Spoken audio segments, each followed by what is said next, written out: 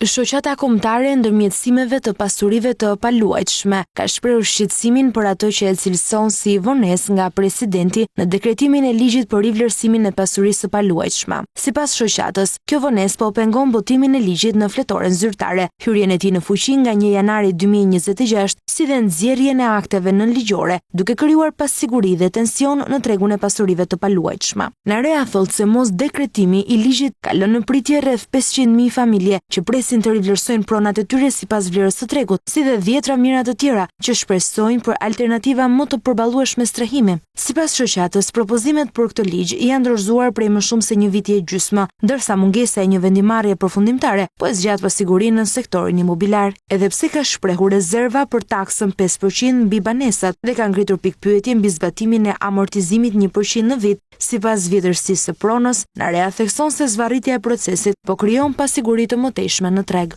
Shoqata u bën thirrje institucioneve për zgjidhje të shpejtë, duke theksuar se hyrja në fuqi e ligjit është thelbësore për funksionimin normal të tregut të pasurive të paluajtshme. Ligji për rivlerësimin e pronave u miratua nga Kuvendi më 12 dhjetor me 76 vota pro dhe 22 kundër, por ende nuk është dekretuar nga Presidenti i Republikës.